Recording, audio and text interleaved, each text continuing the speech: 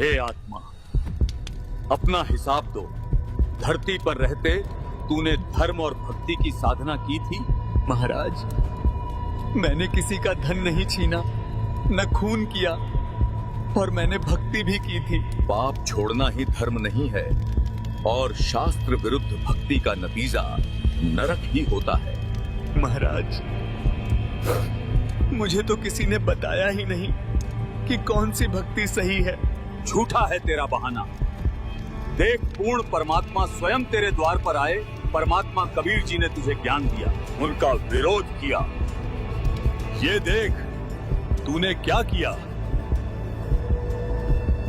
बेटा, जो तुम कर रहे हो वो गलत साधना है।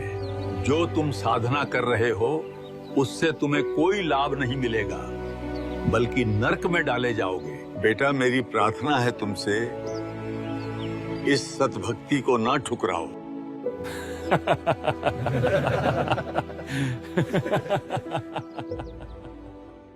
कबीर जी कोई साधारण मनुष्य नहीं, वे साक्षात पूर्ण परमात्मा है। जिसने उनका ज्ञान ठुकराया उसने स्वयं अपने लिए नरक का द्वार खोल लिया। हे दुष्ट आत्मा, तेरी कोई माफी नहीं। महाराज, एक मौका और दे दीजिए, मैं अपनी गलती सुधार लूंगा। मानव जन्म दुर्लभ है। जो इस दुर्लभ मौके को खो देता है उसे फिर मानुष जीवन नहीं मिलता। यमदूतों, इसे नरक में डाल दो। मुझे छोड़ दो, मुझे छोड़ दो।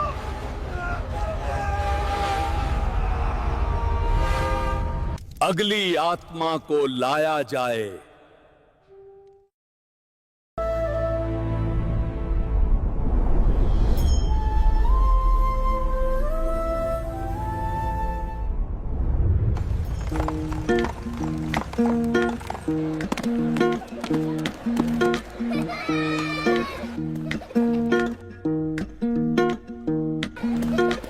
क्या तन मांझता रे एक दिन माटी में मिल जाना। क्या तन मांझता रे एक दिन माटी में मिल जाना। पवन चले उड़ जाना रे पगले, समय चूक पछताना है, समय चूक पछताना। क्या तन मांझता रे एक दिन माटी में मिल जाना। क्या तन मांझता रे एक दिन माटी में मिल जाना।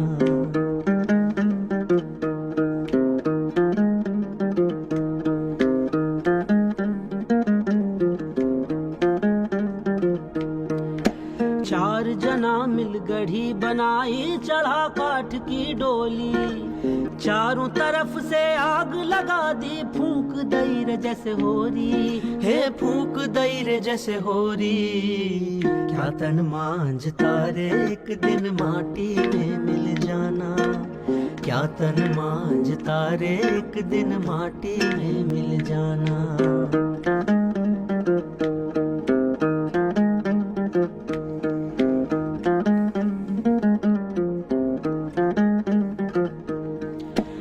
हाड़ जले जैसे बन की लकड़ियाँ, केस जले रे जैसे घासा। हे हाड़ जले जैसे बन की लकड़ियाँ, केस जले जैसे घासा रे। कंचन जैसी काया जल गई, कोई ना आए पासा, हे कोई ना आए पासा। क्या तन मांझता रे एक दिन माटी में मिल जाना। क्या तन मांझता रे एक दिन माटी में मिल जाना।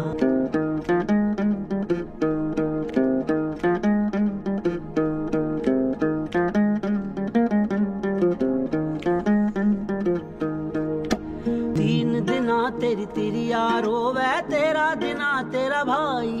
तीन दिना तेरी तिरिया रोवे, तेरा दिना तेरा भाई। जन्म जन्म तेरी माता रे रोवे, करके आस पराई, हे करके आस पराई। क्या तन मांझता रे एक दिन माटी में मिल जाना।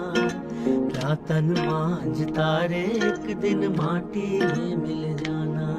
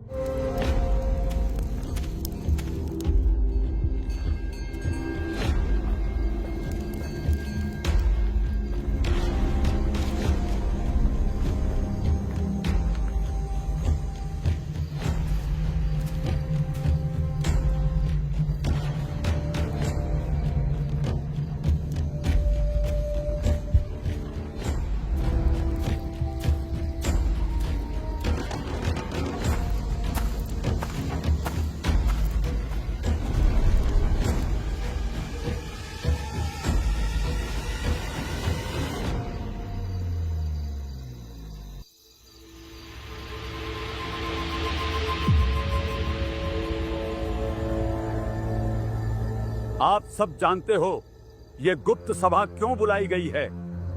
हमें जो शर्मिंदगी झेलनी पड़ रही है उस जालिम जुलाहे कबीर की वजह से हमें जो अपमान सहना पड़ रहा है उससे आप सब भली भांति परिचित हो। चाहे गली हो, चाहे कोई चौराहा, चाहे मंदिर हो, चाहे मस्जिद, जैसे हर जगह हमें नीचा दिखाने का मौका ढूंढता फिरता है। उसने तो मानो हमारी जिंदगी में ग्रहण लगा दिया है। मैं अपने साथ हुए बदव्यवहार के बारे में बताता हूँ। मैं काशी के सबसे बड़े भव्य मंदिर में वर्षों से शास्त्र पढ़ाता आया। लोग बड़ी श्रद्धा और आदर से मेरे चरण छूते थे, पर एक दिन अचानक वो जुलाहा कबीर वहां आ पहुंचा। यज्ञ, व्रत, दान ही मोक्ष का मार्ग हैं, यही परंपरा है। आप भोली भाली जनता को गुमराह कर रहे हो। असली दान वही है जिससे आत्मा का उद्धार हो, और उद्धार केवल नाम सुमिरन से होगा। जुलाहे, तू वेदों का अपमान करता है।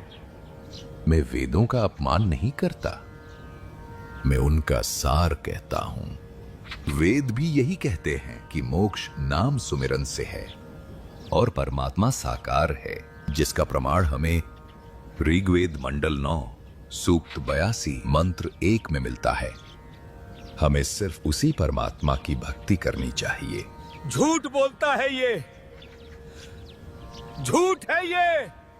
सोचो, मेरी इज्जत मेरे ही मंदिर में मिट्टी में मिला दी। लोग मुझे छोड़कर उसी जुलाहे की जय जयकार करने लगे। और सोचो भाइयों, मेरे साथ क्या हुआ। मैं काशी के चौक पर सैकड़ों लोगों के बीच बैठा था, सब मेरे श्लोक सुन रहे थे। तभी ये नीच जुलाहा कबीर वहां आ धमका। धर्म परंपरा से चलता है, जो पीढ़ियों से होता आया वही सही राह है। पंडित जी, क्यों भोली जनता को बहका रहे हो?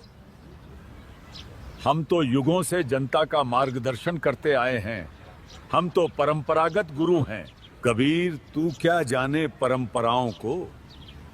तू तो न हिंदू है न मुसलमान। त्योहार, यात्रा, व्रत और तीर्थ स्नान, यही मोक्ष का मार्ग है। व्रत करने से मुक्ति हो तो अकाल पड़े क्यों मरते हैं? तीर्थ जल में कच्छ और मच्छा जीव बहुत से रहते हैं। ये सब चीजें तो हम जैसे सच्चे गुरु ही बता सकते हैं।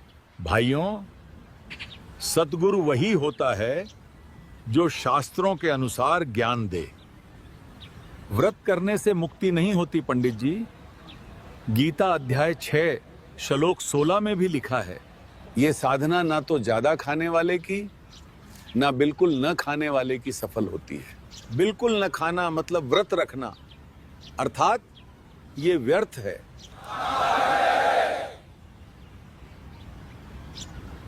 ये जुलाहा झूठ बोल रहा है। गीता में ऐसा कुछ नहीं लिखा है। ये जुलाहा मुझे चौक में नीचा दिखा गया। मेरी विद्या, मेरा मान सब मिट्टी में मिल गया। भाइयों, इस कबीर ने तो हमारा जीना हराम कर दिया है। हिंदू धर्म की जड़ें खोखली कर दी। केवल हिंदू ही नहीं, ये जुलाहा मुसलमानों को भी नहीं बख्श रहा है। सुनो, मेरे साथ क्या हुआ। ये अल्लाह का घर है। जो मक्का गया, हज अदा किया, अल्लाह के लिए कुर्बानी दी, वही नेक और परहेजगार माना जाएगा।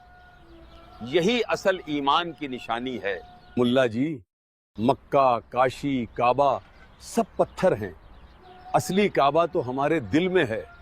अगर दिल में खुदा बस जाए तो वही हज है, और कुर्बानी करनी है तो अपने गुनाहों की करो। नबी मोहम्मद नमस्कार है, राम रसूल कहाया, 1,80,000 को सौगंध, जिन नहीं करत चलाया। रोजा बंग नमाज दई थी, बिस्मिल की नहीं बात कही थी। बेजुबान जानवरों को कत्ल करने से अल्लाह तुमसे नाराज हो जाते हैं। ये हमारी इज्जत मिटा देगा। हज व्यर्थ बता रहा है। और बिस्मिल करने को गुनाह। अल्लाह के पास जन्नत में जाने का यही रास्ता है। भाइयों, ये जुलाहा तुम्हें गुमराह कर रहा है। नहीं मौलवी जी, गुमराह तो आप कर रहे हो इन भोले भाले लोगों को। कुरान शरीफ में जन्नत जाने का कलमा बताया है। उसका इल्म किसी बाखबर से पूछ देखो, वो ही आपको संपूर्ण जानकारी देगा। कबीर जी को तो सच में कुरान का गहरा इल्म है।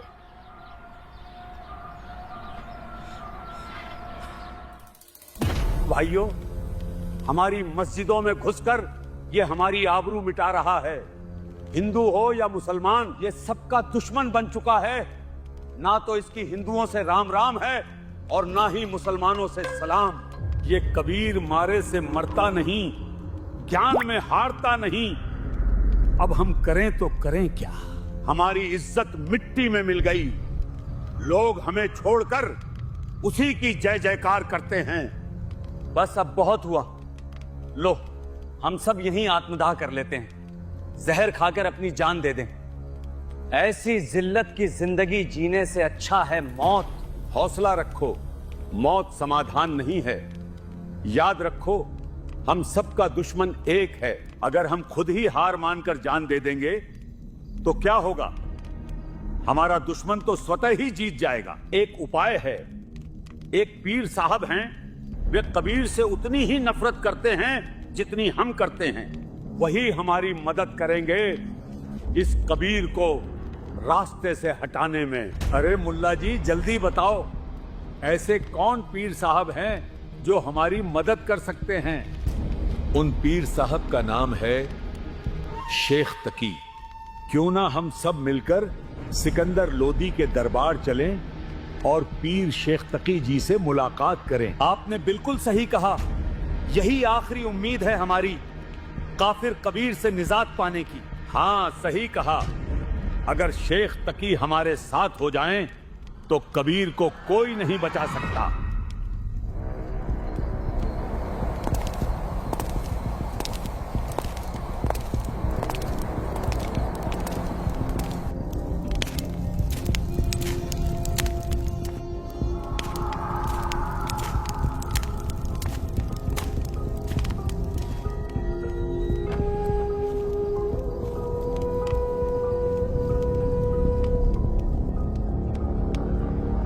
अरे धर्म के रखवालों, मेरे पास कैसे चले आए?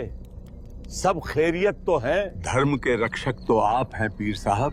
धर्म पर बहुत बड़ा संकट आन पड़ा है, इसलिए आपकी शरण में आए हैं पीर जी। कैसा संकट मौलवी जी? कुछ तो बयान करो। पीर जी, वही जालिम कबीर, उसके आतंक से हम सब परेशान हो गए हैं। हिंदू हो या मुसलमान, किसी को भी उसने नहीं छोड़ा। उसकी बातों से लोग मस्जिदें छोड़ रहे हैं। वो तो कहता है हज और रोजा हराम हैं। अब बताइए, इस नीच जुलाहे कबीर को और कितनी देर बर्दाश्त किया जाए? अच्छा, वो जालिम जुलाहा। भाई जालिम जुल्हे जारत लाई, ऐसा नाद बजाया है। जालिम जुल्हे जारत लाई, भाई काजी पंडित पकड़े पछाड़े। तिनको जवाब नहीं आया है। जालिम जुल्हे जारत लाई, ऐसा नाद बजाया है। जालिम जुल्हे जारत लाई, ऐसा नाद बजाया है। जालिम जुल्हे जारत लाई, 63 दर्शन सब खारिज कीने, दोनों दीन चताया है। जालिम जुल्हे जारत लाई, ऐसा नाद बजाया है। जालिम जुल्हे जारत लाई, ऐसा नाद बजाया है। जालिम जुल्हे जारत लाई। तुम सब सोचते हो मैं कबीर को नहीं जानता? मैंने इसे खत्म करने के लिए बेशुमार कोशिशें की हैं, मगर ये मरे से मरता ही नहीं। ये कोई आम इंसान नहीं, बहुत बड़ा जादूगर है। मैंने इसको गरम तेल के कढ़ाई में डलवाया,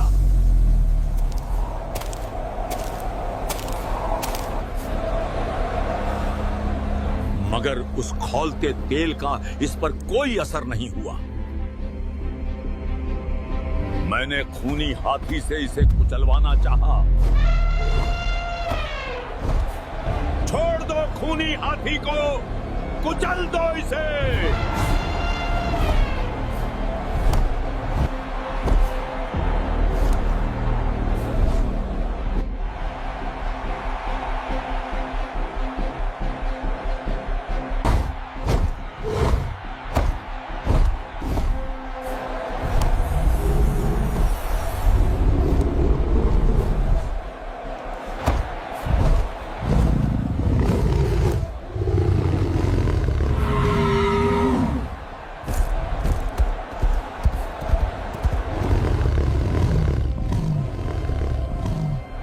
फिर से मोड़ इसे, दोबारा तोड़ा इसे उस जुलाहे पर।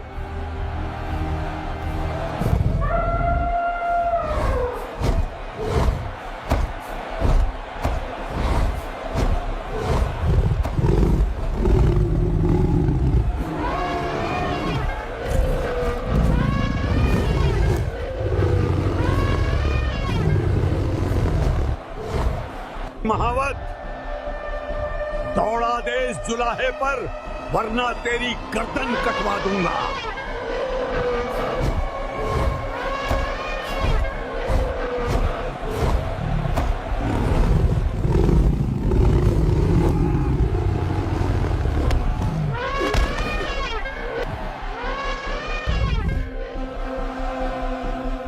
जैसे ही महावत ने हाथी को कबीर परमात्मा की ओर कुचलने के लिए मोड़ा, परमात्मा ने अपनी शक्ति से एक कहरी सिंह को प्रकट किया, जो केवल उस हाथी को दिखाई दे रहा था। हाथी भयंकर सिंह को देखकर कांप उठता और भयभीत होकर मैदान छोड़कर भाग जाता है। पर जब महावत बार बार हाथी को सताने लगा, तो पूर्ण परमात्मा ने करुणा स्वरूप वो सिंह महावत को भी दिखा दिया। ना जाने हाथी और महावत ने ऐसा क्या देख लिया कि दोनों डरकर भाग गए। मैंने इसके घर गुंडे भेजे, उन्होंने इसे तलवार से मारा, लेकिन ये फिर भी नहीं मरा, और यहां तक कि इसने एक मरे हुए लड़के को जिंदा कर दिया। कबीर, अगर तू सच में अल्लाह है तो कर दे इस मुर्दे को जिंदा। वो मुर्दा नदी में बहुत दूर बह गया था। इसने अपने हाथ के इशारे से ऐसा जादू किया कि वो मुर्दा अर्थी समेत वापस आ गया और नदी किनारे आ लगा।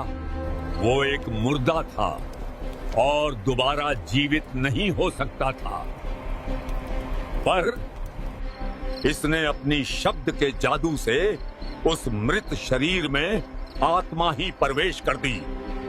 हे आत्मा, कबीर हुक्म से पुनः अपने शरीर में प्रवेश कर और उठ जा।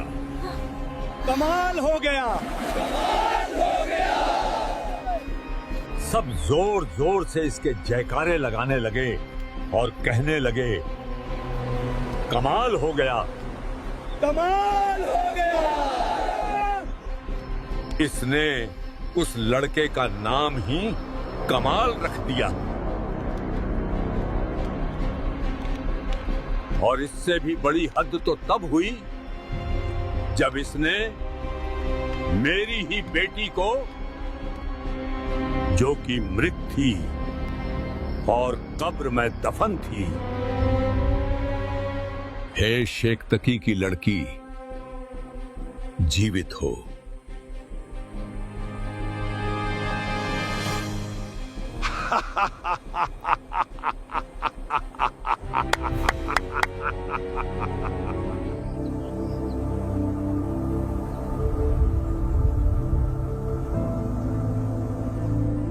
हे शेख तकी की लड़की,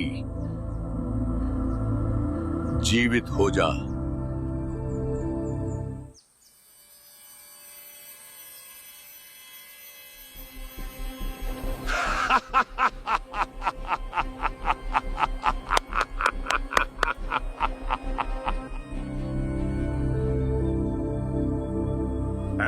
थोड़ी ना मुर्दे जिंदे होते हैं, मुर्दे तो कयामत के समय जीवित होते हैं।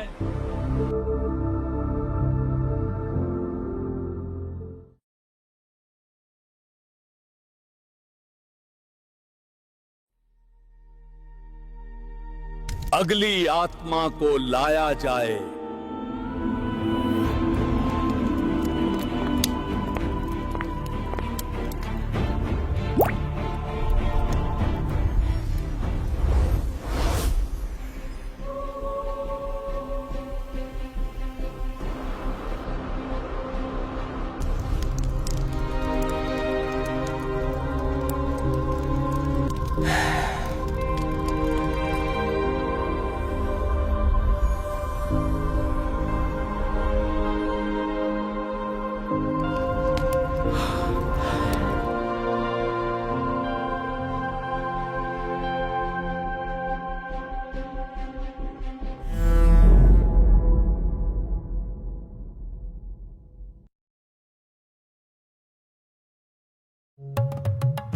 कमाली अपने पूर्व जन्म में राबिया थी, वही राबिया जिसने पूर्ण परमात्मा कबीर जी की शरण ग्रहण की थी। पर समाज की देखा देखी में उसने वो सच्ची भक्ति केवल 4 वर्ष निभाई और फिर सत भक्ति त्याग कर समाज में प्रचलित साधनाओं में लौट गई। उस सत भक्ति के कारण राबिया वाली आत्मा को लगातार 3 मनुष्य जन्म और मिले। राबिया के बाद वो बांसुरी नामक प्रसिद्ध गायिका बनी, फिर एक गणिका के रूप में जन्मी और अंततः तीसरे जन्म में उसने शेख थकी के घर बेटी रूप में जन्म लिया। जब कमाली का जीवन काल पूर्ण हुआ और उसका लेखा जोखा धर्मराज के दरबार में किया जा रहा था, तभी पूर्ण परमात्मा कबीर साहब वहां प्रकट हुए और अपने शरणागत को धर्मराज के बंधन से मुक्त करा ले गए।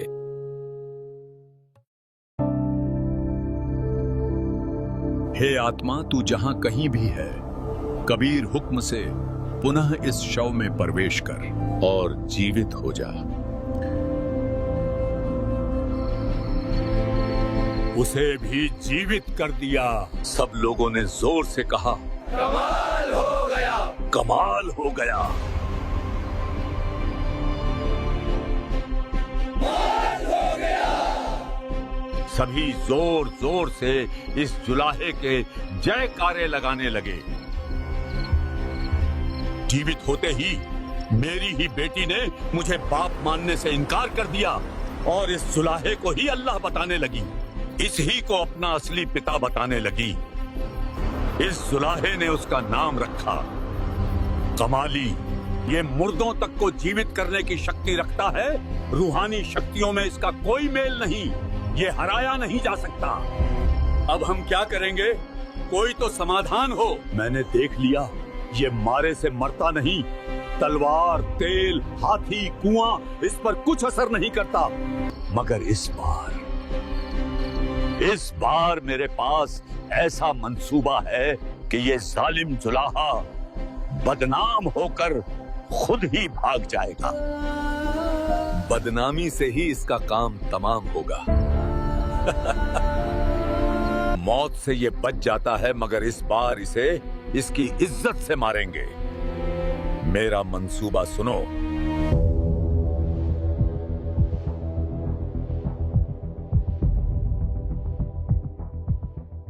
वाह पीर साहब, ना रहेगा बांस, ना बजेगी बांसुरी। बिल्कुल बदनामी से ही अब इस जालिम जुलाहे का काम तमाम होगा।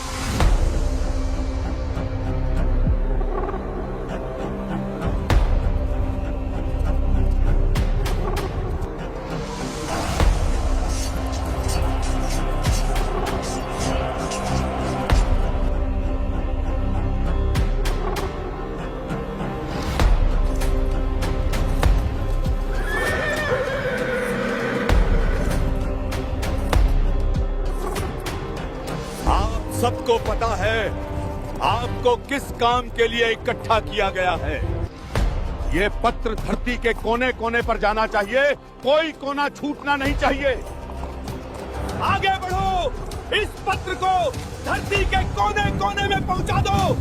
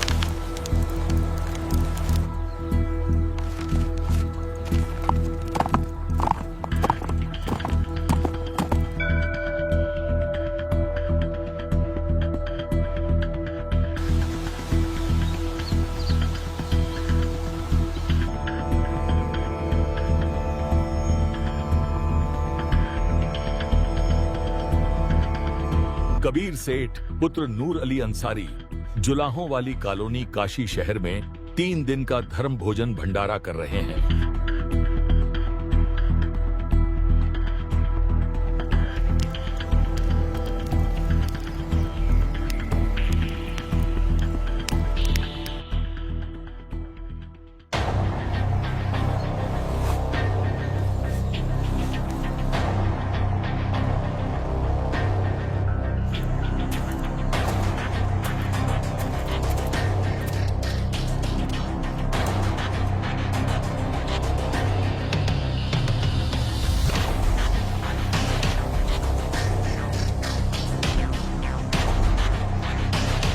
भंडारे का न्योता फैलते ही दूर दराज से साधु संत और फकीर काशी की ओर निकल पड़े। लाखों की भीड़ उमड़ने लगी और उधर कबीर साहब अपनी छोटी सी कुटिया में मानो सब कुछ देख रहे थे और मंद मंद मुस्कुरा रहे थे। हे गुरुदेव, आप थक गए होंगे, कृपया अब थोड़ी देर विश्राम कर लीजिए। रविदास जी बचपन से ही भक्ति में विशेष लगन रखते थे। जब वे कबीर साहिब के संपर्क में आए तो सच्ची साधना करने लगे और समाज में फैले पाखंड का घोर विरोध करने लगे। वे कबीर साहिब की वास्तविकता से भली भांति परिचित थे कि कबीर जी ही पूर्ण परमात्मा हैं। इसलिए वे अपना अधिकतर समय गुरु रूप में प्रकट हुए परमेश्वर के साथ ही बिताते थे। हे परवरदिगार, दास के लिए कोई आदेश हो तो बताइए मालिक। नहीं रविदास, अब तुम भी जाके आराम करो। जो आज्ञा गुरुदेव भगवान। रविदास जी परिस्थितियों से अनजान शांत भाव से अपनी कुटिया की ओर लौट जाते हैं। उधर अंतर्यामी पूर्ण परमात्मा कबीर साहिब मंद मंद मुस्कुरा रहे हैं, मानो आने वाले षड्यंत्र को स्पष्ट देख रहे हों।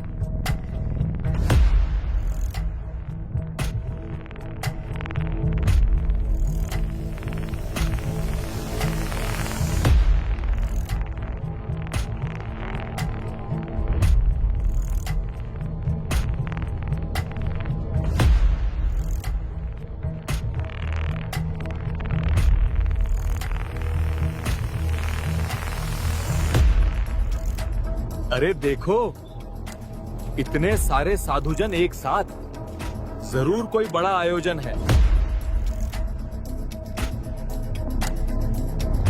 कुछ विशेष जरूर है।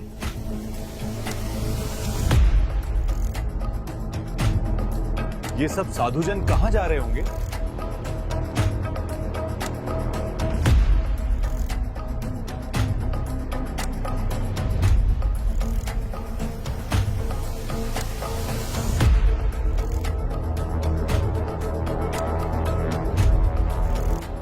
हर तरफ साधु ही साधु हैं।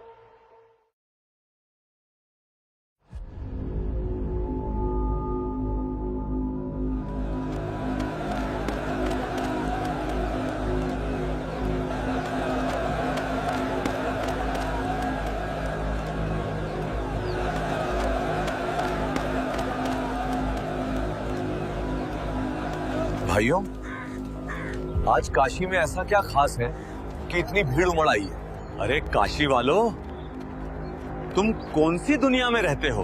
काशी के बहुत बड़े सेठ कबीर जी भंडारा करा रहे हैं, और वो भी 3 दिन का। क्या तुम्हें खबर नहीं? नहीं तो क्या तुम्हें कोई निमंत्रण पत्र भी मिला है? हाँ हाँ, क्यों नहीं। ये देखो, हम बिना बुलावे नहीं आते।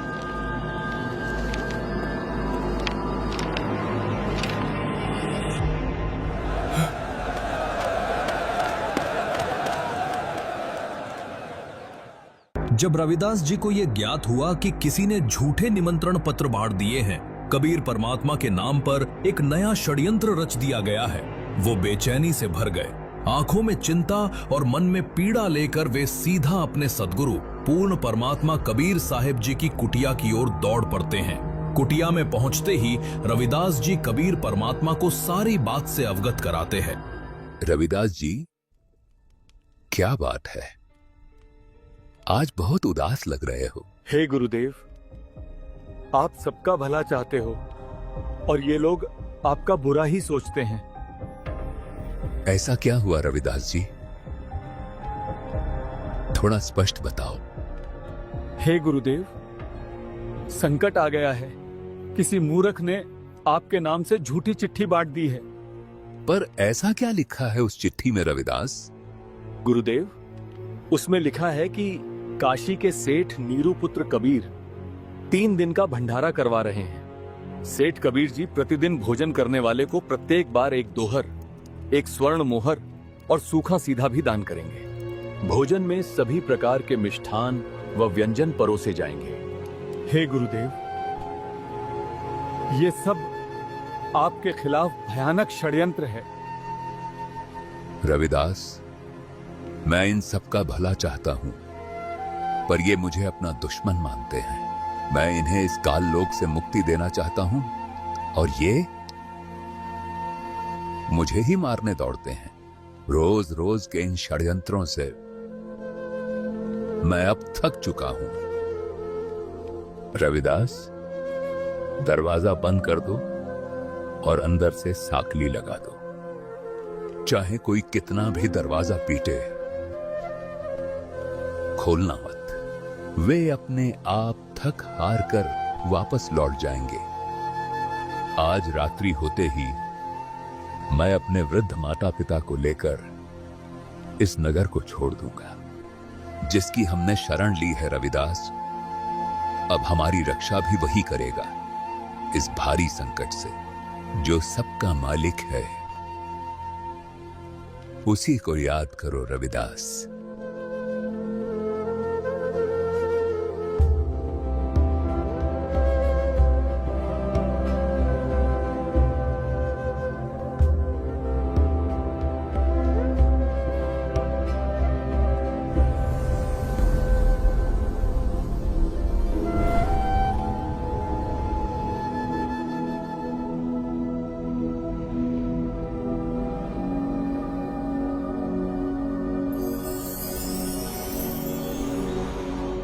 कबीर परमात्मा जी की जय हो।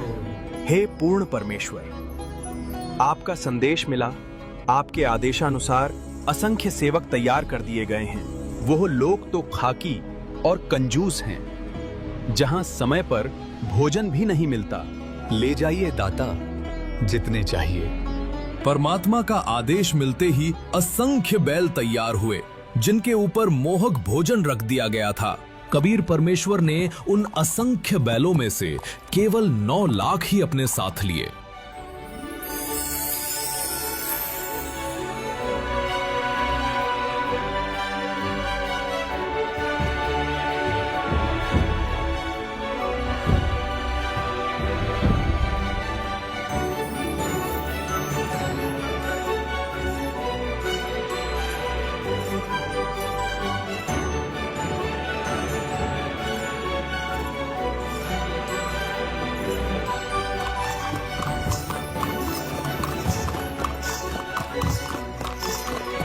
अरे ये कौन सेठ है?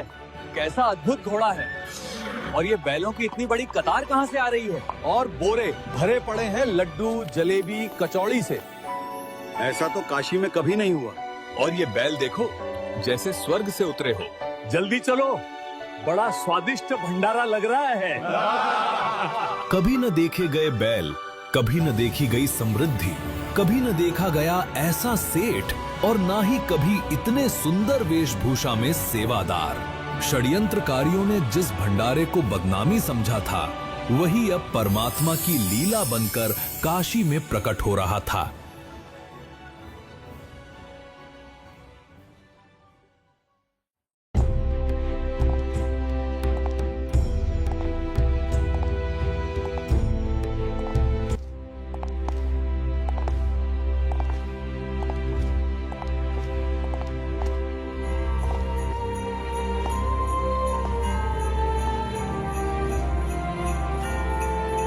सिकंदर लोदी, जिसकी सत्ता लगभग पूरे भारतवर्ष पर थी, उसके शासनकाल में पाकिस्तान, बलूचिस्तान, ईरान, इराक तक उसकी पहुंच मानी जाती थी।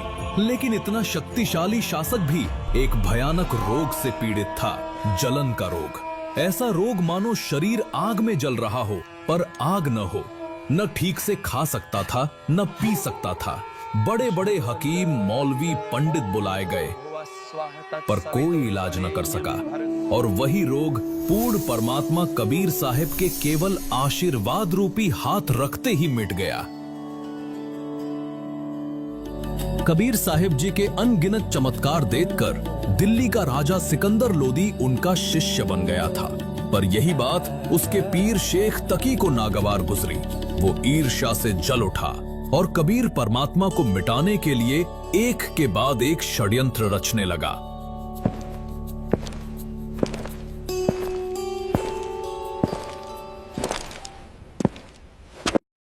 आइए पीर जी, कैसे आना हुआ? महाराज, क्या आपको मालूम नहीं, आपके गुरुदेव काशी में बहुत बड़ा भंडारा कर रहे हैं। आपके नाम भी चिट्ठी आई है। क्या आप वहां नहीं जाएंगे महाराज? क्यों नहीं? मेरे गुरुदेव भंडारा करें और मैं न जाऊं, ये कैसे हो सकता है? सैनिकों, हमारी यात्रा की तैयारी करो। हम तुरंत काशी चलेंगे।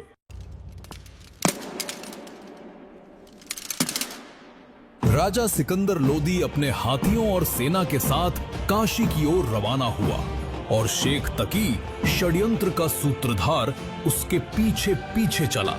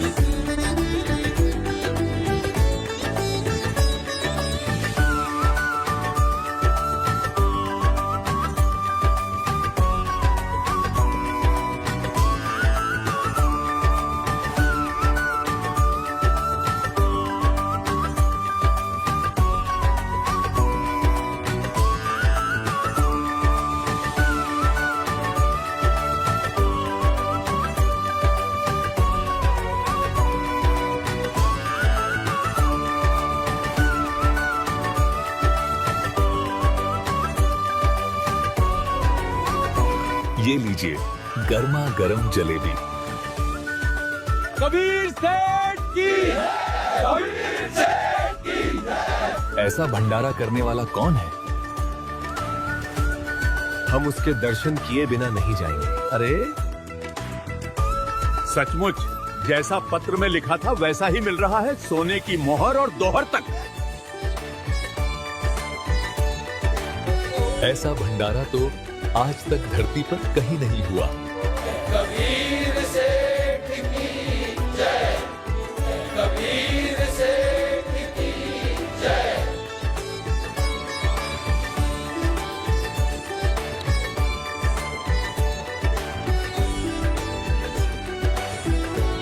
कबीर सेठ की जय। हे अल्लाह, ये कैसा मनमोहक भंडारा है। जय कबीर सेठ की। ये भंडारा कैसे चल रहा है? कौन करा रहा है ये सब? अरे सचमुच जैसा पत्र में लिखा था वैसा ही मिल रहा है, सोने की मोहर और दोहर तक। ऐसा भंडारा तो आज तक धरती पर कहीं नहीं हुआ। ये क्या हो गया? वो गरीब जुलाहा जिसे 2 वक्त की रोटी नसीब नहीं होती, वो इतना बड़ा भंडारा कैसे करा सकता है? कबीर सेठ की ये लीजिए। अरे सचमुच जैसा पत्र में लिखा था वैसा ही मिल रहा है, सोने की मोहर और दोहर तक। आया है बंजारा केशव आया है, काशी आया माल अपारा केशव आया है। आया है बंजारा केशव आया है। 9 लाख बॉडी बड़ी विशंबर, 9 लाख बॉडी बड़ी विशंबर, दिया कबीर भंडारा केशव आया है। आया है बंजारा केशव आया है। धरती ऊपर तंबू तारे, धरती ऊपर तंबू तारे, चौपड़ के बजारा केशव आया है। आया है बंजारा केशव आया है। कौन देश से बालद आई, कौन देश से बालद आई, ना कहीं बजाने वाला केशव आया है। आया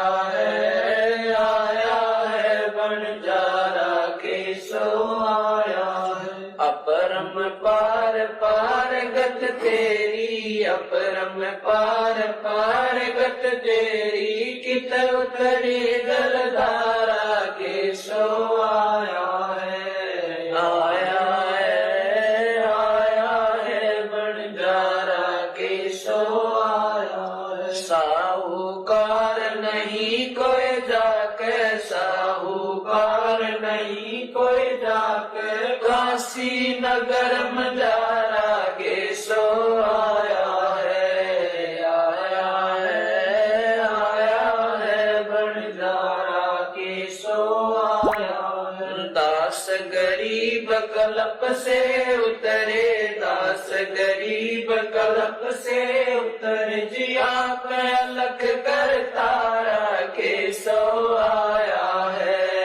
आया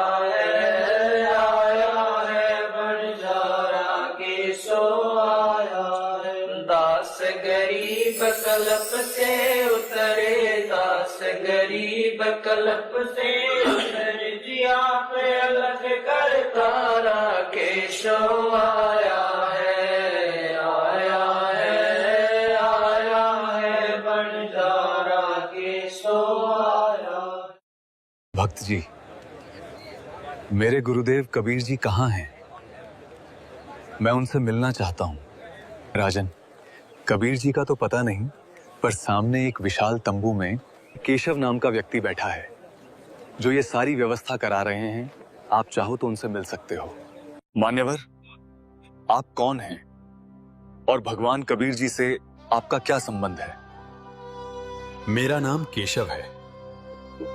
मैं कबीर जी का पगड़ी बदल मित्र हूं। उनका संदेशा आया था, एक छोटा सा भंडारा करना है, तो दास उनकी सेवा में हाजिर है। छोटा सा भंडारा, 18 लाख आदमी यहाँ भोजन कर रहे हैं और ये इसे छोटा कहता है, हाँ? परंतु कबीर जी स्वयं क्यों नहीं आए? राजन, जब उनकी मौज होगी वे स्वयं पधारेंगे। दास उनकी सेवा में यहाँ हाजिर हैं। राजन, आपसे प्रार्थना है, आप भी भंडारा ग्रहण करें। नहीं, भंडारा तो मैं अपने गुरुदेव के दर्शन के पश्चात ही ग्रहण करूंगा।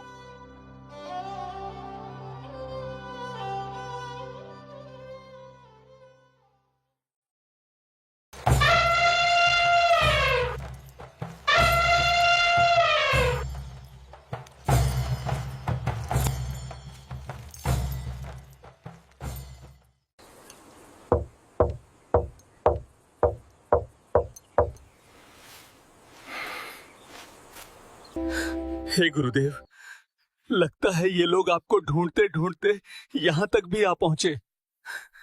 रविदास, तुम दरवाजा मत खोलना। ये लोग दरवाजा पीट पीट कर थक जाएंगे और स्वयं लौट जाएंगे। दरवाजा खोलिए गुरुदेव, आपका दास सिकंदर लोधी आया है। राजन, मैं बहुत दुखी हो चुका हूं। किसी ने मेरे नाम से झूठी चिट्ठी बांट दी है।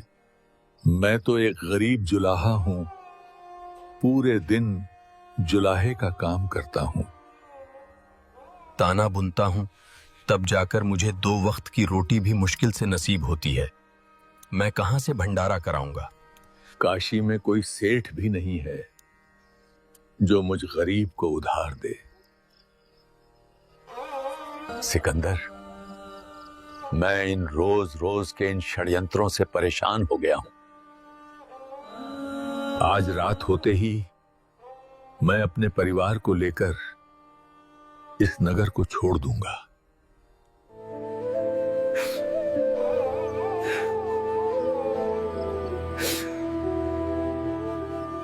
हे अल्लाह, आप अपने इस दास को भ्रमित नहीं कर सकते। दास जान चुका है कि आप कौन हैं। बाहर आपकी मनमोहक लीला चल रही है। 18 लाख लोग भोजन कर रहे हैं, आपकी जय जयकार कर रहे हैं। दास आपके दर्शन करना चाहता है, दरवाजा खोलिए। परवरदिगार। रविदास, खोल दो दरवाजा।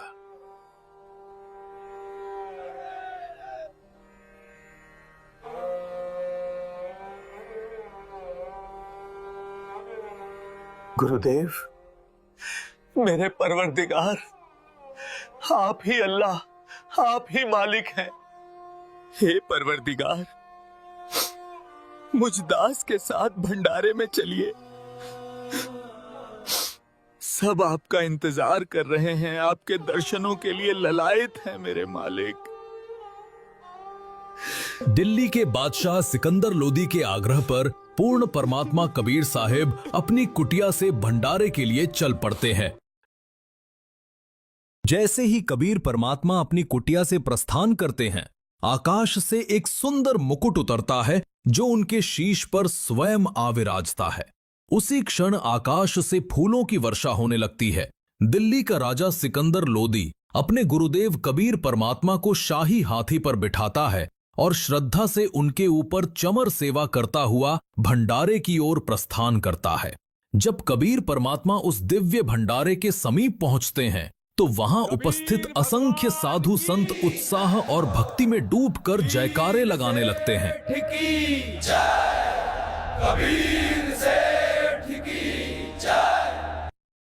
भगवान कबीर जी भंडारे में पधार चुके हैं। परमात्मा जी से अर्ज करो कि कुछ समय अपने दास केशव के पास भी बैठें।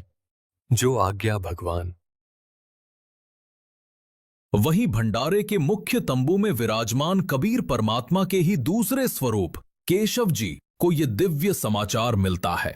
केशव जी तुरंत एक सेवक को भेजकर परमात्मा से तंबू में पधारने का आग्रह कराते हैं।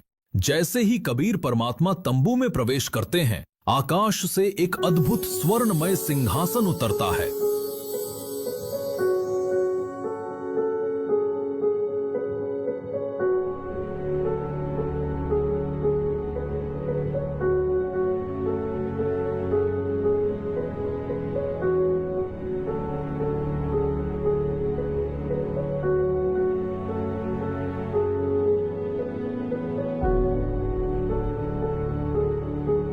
जिस पर स्वतः ही एक मनमोहक रेशमी आच्छादन बिछ जाता है। पूरा वातावरण जयकारों से गूंज उठता है और फिर आरंभ होती है वो दिव्य ज्ञान चर्चा, जहां स्वामी और सेवक दोनों एक ही सत्य के दो रूप बनकर विराजते हैं। हे परमपिता, सारी सृष्टि के सृजनहार, आप इस गंदे लोक में क्यों आ गए? हे परमात्मा, आपने इस जीवलोक के लिए वो हंसलोक सतलोक क्यों छोड़ दिया? सतलोक में दूध की नदियां बहती हैं, अविनाशी बाग हैं, गगन में दिव्य फव्वारे झरते हैं। वो सब छोड़कर आप यहां क्यों आए, इस जीवलोक में? यहां तो झूठ है, कपट है, छल है, द्वेष है। आप इनके भले की सोचते हो, पर ये आप ही के लिए बुरा सोचते हैं।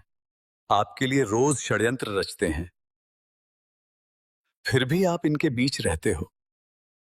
हे सृजनहार, आप ये सब कैसे सहते हो? यहां सतलोक जैसा कुछ भी नहीं है। ना गगन में फव्वारे हैं, ना ही अविनाशी बाग, ना दूध की नदियां हैं, ना ही आनंदमयी छटा। ना तो यहां नूर के नगर हैं, ना ही हीरे पन्ने जड़े हुए पहाड़। इस जीवलोक का हाल देखकर मेरा मन चिंता से व्याकुल हो उठा है। यहां तो एक पल भी बिताना मुश्किल है। मैं तो पागल जैसा हो रहा हूं। पर आप इन जीवों के बीच ही रह रहे हो, ऐसी घृणित स्थिति में, वो भी इनके ही भले के लिए। धन्य है परमात्मा आप। इन दुष्ट प्राणियों और इनके इस गंदे लोक को क्यों नहीं त्याग देते, क्यों नहीं छोड़ देते? मेरी अरज है मालिक, अपने उस अमर लोक सतलोक में लौट चलिए। सुनो केशव, अब मैं तुम्हें वास्तविक बात बताता हूं। केशव, मेरा प्रवेश सर्वलोकों में है और मैं सभी लोकों का धारण पोषण करता हूं।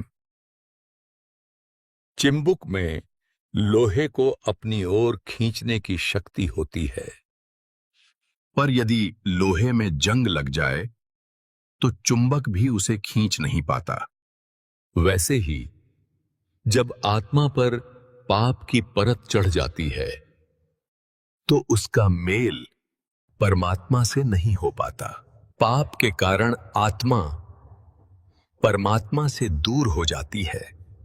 हे केशव, सर्वप्रथम मैं इन जीवों को ऐसा मंत्र दूंगा जिससे इनके पाप का नाश होगा और फिर मैं इन्हें अपने साथ वैसे ही जोड़ लूंगा जैसे चुंबक जंग रहित लोहे को अपने साथ जोड़ लेती है, और फिर इन्हें अपने साथ वापस सतलोक ले जाऊंगा।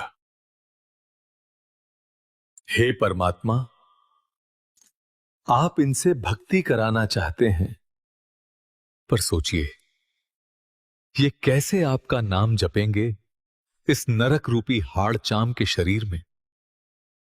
इनके भीतर कैसे भक्ति का भाव उत्पन्न होगा इस अशुद्ध देह में? वास्तव में ये शरीर तो नरक का पात्र है। इनके शरीर में गंदगी भरी पड़ी है, खून, पेशाब, बिष्टा। सब भीतर लिए घूमते हैं, फिर भी ये जीव घमंड और अहंकार लेकर चलते हैं। इस जीवलोक की धरती ऐसी है कि यहां तो एक कदम रखने पर भी दंड लगता है, पाप लगता है। कितने सूक्ष्म जीव तो पैरों तले कुचलकर मर जाते हैं। फिर भी ये जीव अपने पापों से अनजान अहंकार में जीते हैं। ये मनुष्य तो बहुत ही गंदे हैं, हमेशा झगड़ा करने को उतारू रहते हैं। ये मनुष्य तो बहुत ही गंदे हैं, हमेशा झगड़ा करने को उतारू रहते हैं। यम हमेशा इनके सिर पे बैठा है, फिर भी दिन रात व्यर्थ में मगन होकर घूमते हैं। मौत हर घड़ी इन्हें घेरती है, फिर भी इन्हें घमंड है, अभिमान है। ये जीव तो आपके साथ बुरा करने में कोई कसर नहीं छोड़ते, और आप फिर भी इनका भला चाहते हो। हे परमात्मा, मैंने आप जैसा साधु कहीं नहीं देखा, ना ही आप जैसा परमार्थी। मेरी अर्ज है मालिक, अपने उस अमर लोक सतलोक में लौट चलिए। केशव, तुमने पूछा था कि इस हाड़ चाम के शरीर में जो गंदगी से भरा है, इसमें भक्ति कैसे पनपेगी? तो सुनो, जिस प्रकार इस ही हाड़ चाम के शरीर में रक्त और मांस के बीच भी अमृत स्वरूप दूध उत्पन्न होता है, वैसे ही इस शरीर में भक्ति भी पनपेगी। वो भक्ति सिर्फ मेरे द्वारा दिए गए मंत्र से बनेगी, और वही मंत्र जीवों को इस काल लोक से छुड़ाकर परम लोक सतलोक तक पहुंचाएगा। केशव, मैं हर युग में आता हूं, सतयुग में सत सुकृत नाम से, त्रेता में मुनिंदर नाम से, द्वापर में करुणामयी नाम से, और कलयुग में अपने वास्तविक नाम कबीर नाम से। इसके अतिरिक्त भी मैं साधारण साधु संत की भूमिका निभाकर जीवों को सतभक्ति का ज्ञान देने की कोशिश करता हूं, पर ये जीव ये एक नहीं समझते, ना मेरा ज्ञान सुनना चाहते हैं, बल्कि मेरी बात को न समझकर मुझे ही मारने दौड़ते हैं। हे केशव, मैं अलग अलग भेष धरकर कभी जिंदा महात्मा, कभी साधु, तो कभी फकीर बनकर घर घर गया। इन सभी जीवों ने काल द्वारा फैलाया हुआ अज्ञान इतना अधिक सुना है कि मेरे द्वारा दिया गया सतज्ञान इन्हें कड़वा लगता है। जैसे जैसे जीव इस सतज्ञान को समझने और स्वीकारने लगता है, मैं उसे वास्तविक मंत्र देता हूं और इस काललोक से मुक्त करा देता हूं। इसलिए मैं बंधनों से मुक्त कराने वाला बंदी छोड़ भी कहलाता हूं। केशव और परमात्मा की ये चर्चा 8 पहर तक चली। ये ऐसा चमत्कार था कि मैदान में उपस्थित प्रत्येक व्यक्ति इस चर्चा को सुन पा रहा था। कबीर साहेब की जय, केशव सेठ की जय। परमात्मा के सत्संग को सुनकर लाखों व्यक्तियों ने नाम लिया और उनकी जय जयकार की। पर कहते हैं ना, दुष्ट ना छोड़े दुष्टता।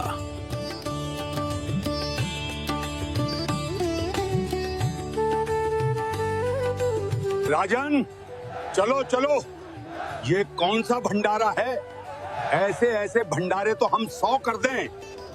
ये तो महोत्सव है, तमाशा है बस। शेख तकी ने कबीर परमात्मा पर जुल्मों की हद पार कर दी थी।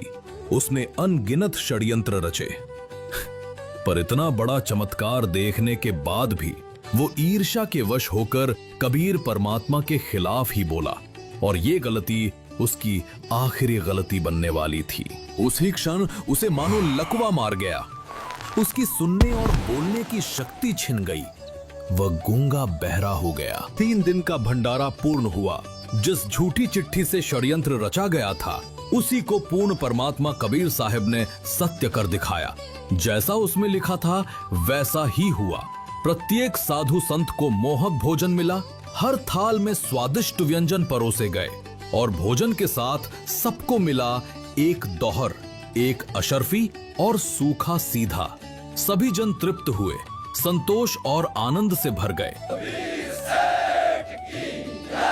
कबीर भगवान की। ये था वो दिव्य क्षण जब बदनामी की चाल परमात्मा की लीला बन गई। कहते हैं केवल पूर्ण परमात्मा ही असंभव को संभव बना सकता है। जो कभी घट नहीं सकता उसे घटा देता है। काशी के इस भंडारे में भी ऐसा ही चमत्कार हुआ। जो होना असंभव था उसे पूर्ण परमात्मा कबीर साहब ने कर दिखाया। इतना मनमोहक और दिव्य भंडारा कि उसने इतिहास रच दिया।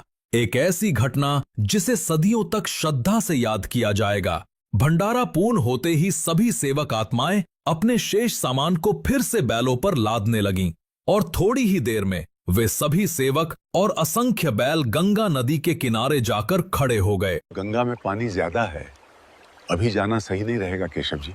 बिल्कुल सही बात है, अभी जाना सही नहीं रहेगा सेठ जी। जाइए जाइए केशव जी, आपके बंजारे दूर ना निकल जाएं।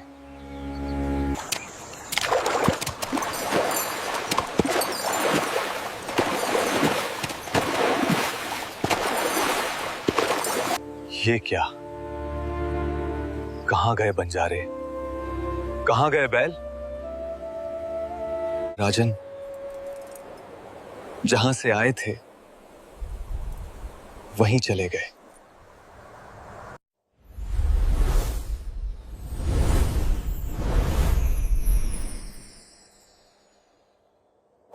सिमटे भेक इकट्ठा हुआ, काजी पंडित माही। गरीबदास चट्ठा फिरा, जम्बूदीप सब ठाई। मसलत करी मिलाप से, जीवन जन्म कछु नाही। गरीबदास मेला सही, बेक सिमटे ताही। सेतु बंद रामेश्वरम, द्वारका गढ़ गिरनारी। गरीबदास मुल्तान मग ये आए भेख अपार। हरिद्वार बद्री विनोद गंगा और केदार। गरीबदास पूरब सजे ना कुछ किया विचार। 18 लाख दफ्तर चढ़े, अस्तल बंद मुकाम। गरीबदास अनाथ जीव और कहते उस धाम। बेख देख रविदास जी गए कबीरा पास। गरीबदास रैदास कहे छूटा काशी बास। लाए तार लौलीन होए, रूप विहंगम माही। गरीबदास दुल्हा गया वो अगमपुरी नज ठाही। जहाँ बॉडी असंख्य सूर्य बंजारे और बैल। गरीबदास अगमपुरी हुई काशी कुसेल।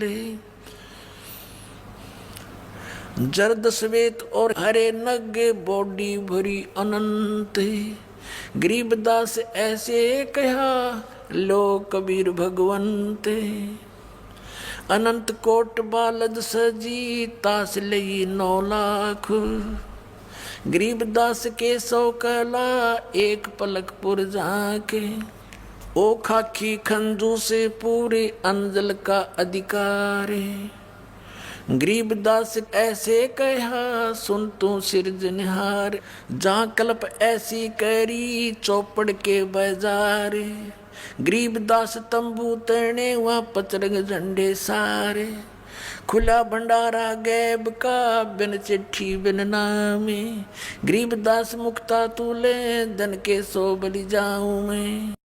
जिन्ने जनवा तुल है बूरा घरत और दाल, गरीबदास आटे अटक ये लेवे मुक्ता माल।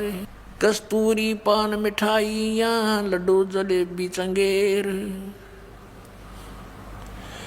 गरीबदास नुक्ती ने रखी जैसे भंडारी कुबेर। बिना पकाया पक रहा उतरे अरस खमीर, गरीबदास मेला शुरू हुआ जय जय होत कबीर। सकल संप्रदा तृप्ति 3 दिन जोनार, गरीबदास सठ दर्शनम सीधे गंज अपार। शाह सिकंदर को सोनी धन कबीर बलि जाऊं मैं, गरीबदास मेले चलो मम हृदय दर पाऊं। कहे कबीर सुन साहा तू ये भेख बिगाड़ा काम, गरीबदास कैसे चलूं मो गठरी नहीं दाम है। नहीं काशी में साह कोए मोहे उधारा देत, गरीबदास ताना तनु जब कुणबे की सुध लेत।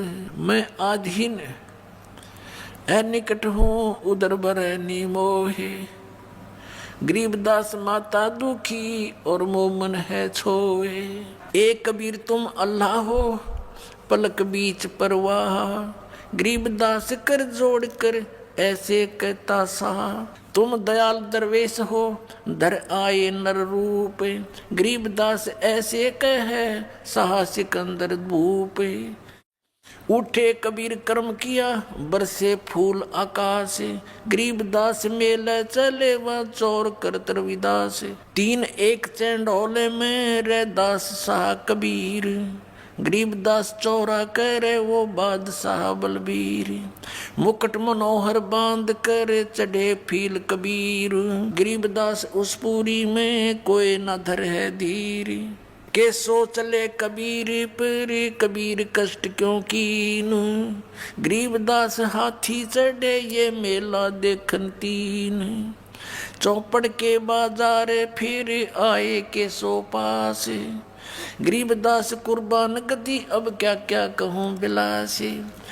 पाट पटंबर बिछ गए वहाँ ऊपर हीरे लाल, गरीबदास साहेब धनी बोला ये मुक्ता माल। केसो और कबीर का तंबू माहे मिलाप, गरीबदास 8 पैर लगे गोष्ठी निजगर गाप।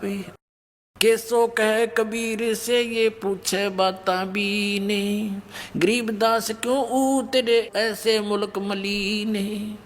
खान पान की इच्छ जीत नहीं अदर बिमाने, गरीबदास यो लोक जीवे छाड़ा मुल्क अमाने। झूठ कपट इस लोक में पाप पुण्य व्यवहार, गरीबदास के सो कहे ये कैसे रेन तुम्हारे। नहीं अदर सरवरता हाँ नहीं अदर कोई बाग, गरीबदास के सो कहे क्यों नहीं देते त्याग।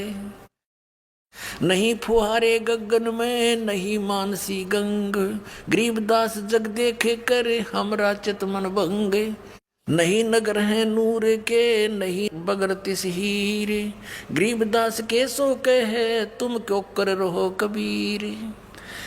धन कबीर कुर्बाने जा ऐसी रेन तुम्हारे, गरीबदास के सो कहे इसने छोड़ गीत संसार। धन कबीर कुर्बाने जा तेरे पल पल शरण जुहार, गरीबदास ते क्यों तजे वो सुंदर फल आहार। सतलोक के या पौमी है छार की या मुर्द परोसी पिंड, गरीबदास के सो कहे या चरण धरे सिर डंडे।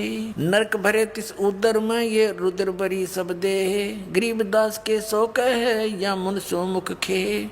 राम नाम कैसे फूरे ये नरक नगीन शरीर, गरीबदास के सो कहे विलंबे कहाँ कबीर।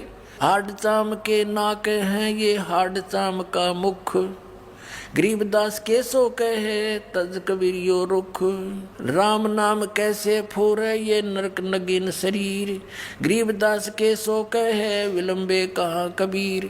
जुन्नी संकट में पड़े फिर जुन्नी से संग, गरीबदास के सो कहे भाव भक्ति सब भंगे। 100 योजन पर लगत है या दुनिया की गंदे, गरीबदास के सो कहे ये हाड चाम का फंद, सुन कबीर सुर भेद हूँ के सो कसकरंत। गरीबदास गंदे मनुष्य ये झगड़ा आन करनते, बिष्टा जिनके उदर में ये मगन फिरे दिन रात। गरीबदास के सो कहे जिन सिर जम की घात, अजब अहंकारी मनुष्य है सुन कबीर मम ज्ञान। गरीबदास के सो कहे इन कैसा ज्ञान और ध्यान, सुन कबीर मन भावने तुम्हारी बात अगाध। गरीबदास के सो कहे तुमसे तुम ही साध, सुन के सो अब बंद ना कह कबीर संदेश।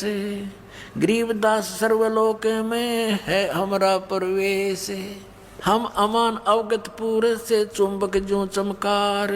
गरीबदास लोहा फेरे हमरे अदर आधार, हाड चाम की देह में दूध रतन सरबंत।